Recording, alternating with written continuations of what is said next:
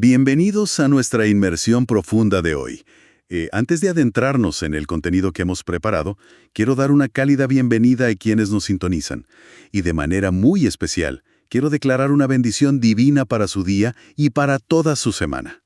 Que la paz, la sabiduría y la gracia acompañen a cada persona que nos está escuchando en este momento en cada paso que den. Me sumo a ese deseo.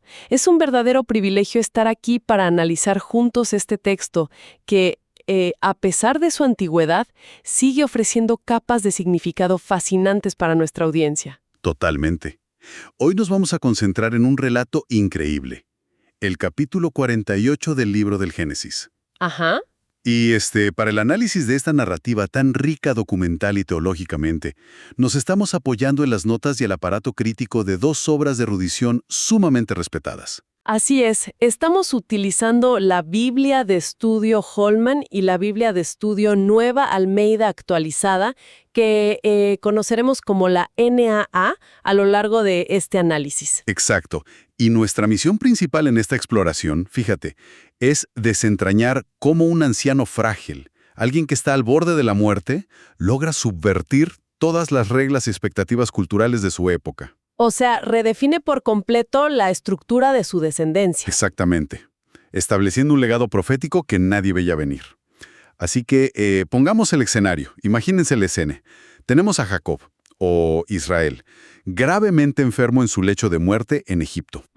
Y el contexto físico aquí es crucial. Sí, su hijo José llega a visitarlo acompañado de sus dos propios hijos, Manasés y Efraín. Y el texto nos dice que Jacob tiene que hacer un gran esfuerzo físico, casi sobrehumano a esa edad, solo para sentarse en la cama. Y los fuentes de estudio nos invitan a prestar mucha atención a ese detalle del esfuerzo físico. No es solo, digamos, un anciano acomodándose. Esa postura es la postura formal de un patriarca que se prepara para emitir un testamento oral con validez legal. Claro, no es una charla casual de domingo por la tarde. Para nada. Y según las notas de estudio de la versión NAA, es interesantísimo ver lo primero que dice Jacob. Él no empieza quejándose de su salud ni hablando de su vida en Egipto. No, va directo al grano con algo mucho más grande. Exacto.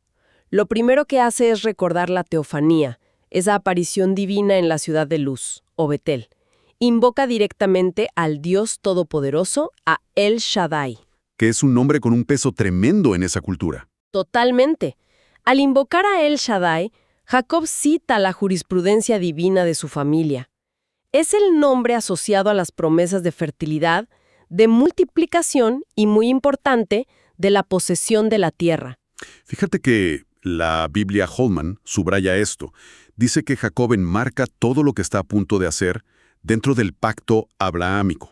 Le está diciendo a José algo como: oye, lo que voy a decidir hoy en esta habitación no son los caprichos de un viejo. Es la administración de un mandato divino. Exactamente. Está garantizando que ese linaje se convierte en multitud y poseerá Canaán perpetuamente.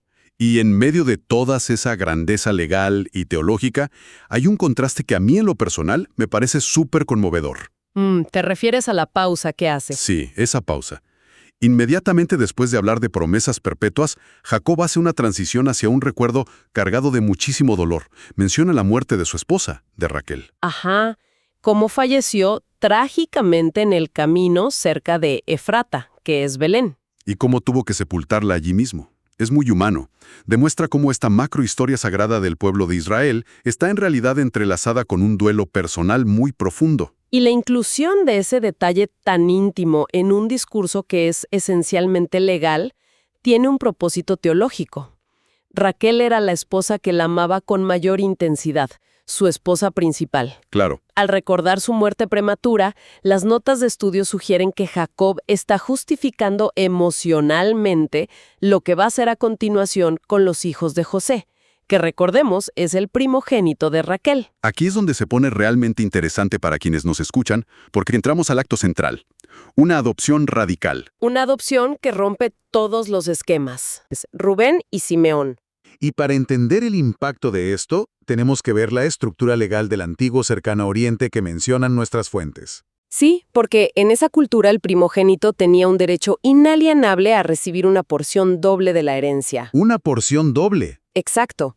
Entonces la Biblia Holman nos explica que al adoptar a sus dos nietos y convertirlos en cabezas de tribu independientes, Jacob está usando una táctica legal para transferirle esa codiciada porción doble a José. O sea, José no recibe una tribu con su propio nombre, recibe 2 tribus a través de sus hijos. Consolidando la primogenitura en la línea de Raquel. Pero a ver, la gran pregunta que los oyentes pueden hacerse ahora mismo es, ¿qué pasa con los hijos biológicamente mayores? Porque el orden de nacimiento lo dictaba todo, y Rubén y Simeón estaban primero en la fila. Es una excelente pregunta. Y la erudición de nuestras fuentes aborda esto analizando el historial moral de esos hermanos mayores. El derecho de primogenitura, aunque era fuerte, podía perderse por faltas graves. No era intocable. Para nada. Las notas de la Holman nos recuerdan que Rubén había deshonrado a su padre en el pasado, un acto gravísimo que lo descalificó permanentemente para liderar a la familia. Y Simeón no se quedaba atrás. Él, junto con Leví, había liderado una masacre súper violenta en la ciudad de Siquem. Un acto que puso a toda la familia en peligro de muerte frente a los habitantes de Canaán. Fíjate cómo esta información cambia toda la perspectiva. Ante los ojos de la audiencia de esa época, esto es revolucionario. Las jerarquías familiares eran intocables, pero Jacob no está desmantelando la tradición por simple favoritismo hacia José. No, está dictando una sentencia basada en las acciones de sus hijos. Cuando los herederos biológicos demostraban no ser aptos, la autoridad patriarcal permitía reasignar el liderazgo. El orden natural se reemplaza por un orden basado en la fidelidad y el diseño divino. Es fascinante. Y esa reasignación es solo el preámbulo. Prepara el escenario para el drama visual que ocurre minutos después, que es quizá la parte más famosa de esta historia. El cruce de las manos. Exacto. José entiende que sus hijos acaban de ser elevados. Ahora el protocolo dicta que el patriarca debe impartir la bendición formal. Y la escena tiene una tensión increíble. Jacob padece los efectos de la vejez, está casi ciego, sus ojos están pesados. Y José, que tiene toda esta mentalidad estructurada y administrativa de Egipto, organiza todo con precisión matemática. Todo perfecto según el manual. Todo milimétrico. Acerca a los hijos, toma a Manasés, que es el mayor, y lo pone a la derecha de Jacob, porque la mano derecha es el símbolo del poder y el favor principal. Ajá. Y a Efraín, el menor, lo pone a la izquierda. Era lo lógico, lo esperado. Jacob solo tenía que estirar las manos hacia adelante. Las acciones de José representan la lógica humana en su máxima expresión. Él asume que la gracia de Dios fluye por los canales institucionales de la sociedad. Que Dios respeta el protocolo, digamos. Exactamente. Pero aquí viene el giro. Jacob, deliberadamente, cruza sus manos. Pone la mano derecha sobre el menor, sobre Efraín. Y la izquierda sobre Manasés, el mayor. Y las notas de la versión NAA son enfáticas en esto. No es un accidente por su ceguera. Es una decisión completamente intencional. Y la reacción de José es de pura frustración. Él intenta corregir a su padre físicamente. Agarra la mano de Jacob para moverla, pensando que se equivocó, y le dice, «No es así, padre mío». José asume que la debilidad le nubló el entendimiento a su papá. Pero la respuesta de Jacob es profundísima. Le dice, «Lo sé, hijo mío, lo sé». ¡Qué momento! La Biblia Holman analiza esta frase como una muestra de discernimiento profético claro. Jacob carece de vista física, sí, pero su visión espiritual está intacta. Él sabía perfectamente a quién estaba tocando. Él contraría las costumbres a propósito porque preveía que el hermano menor se convertiría en una multitud de naciones, superando al mayor. Esa dicotomía entre la vista de José, que solo ve reglas, y la visión de Jacob, que percibe el propósito de Dios, es brutal. Y una vez que las manos están en su lugar, Jacob pronuncia la bendición con unos títulos hermosos. Las descripciones que usa no son para nada genéricas. No, invoca al Dios ante quien anduvieron Abraham e Isaac. Luego lo llama el Dios que ha sido su pastor toda su vida hasta ese día. Y detengámonos ahí un segundo, en la palabra pastor. Las fuentes eruditas resaltan algo bellísimo. Esta es la primera vez en todo el registro bíblico que se usa la metáfora de un pastor para describir la relación de Dios con un individuo. ¡Wow! La primera vez. Sí, y pensemos en Jacob, un hombre que fue pastor de ovejas toda su vida, reconociendo al final de sus días que él mismo fue la oveja, que Dios lo pastoreó a él. Es un acto de humildad enorme. Y luego añade un tercer título: El ángel que me ha librado de todo mal. Con esas palabras sella el destino de los jóvenes. Sintetizando todo para declarar que se multiplicarán como peces en la tierra. Esa es la raíz hebrea que usa. Ahora, nuestras fuentes no se quedan solo en el momento de la bendición. Nos dan el contexto histórico a largo plazo. ¿Qué pasó después con Efraín y Manasés? Ambas Biblias de estudio confirman que la historia validó la visión de Jacob.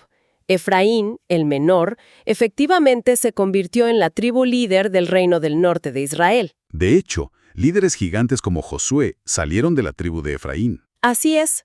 Su influencia fue tan grande que profetas como Isaías usaban el nombre Efraín como sinónimo de toda la nación del norte. Confirmando el poder de esa mano derecha cruzada. Pero, y aquí entra un matiz vital de las notas de la NASA para fomentar el pensamiento crítico de nuestra audiencia. El estatus no fue incondicional. Exacto. La bendición no era un cheque en blanco emocional. Porque más adelante en la historia, esa misma tribu de Efraín cayó en una apostasía profunda. Una idolatría institucionalizada. Y la NIA señala que, como consecuencia, Dios terminó rechazando a Efraín del liderazgo principal y trasladó ese favor a la tribu de Judá. Lo que demuestra que estas bendiciones son parte de un panorama divino mucho mayor y súper dinámico. No garantizan nada si no hay fidelidad. Es una lección tremenda sobre la responsabilidad que viene con el favor. Y, bueno, antes de que termine la escena en la habitación, hay un último regalo que mencionan las fuentes. Sí. Jacob le da a José una porción extra, un declive montañoso, y dice que lo tomó de manos de los amorreos con su espada y su arco. Y este versículo es debatido.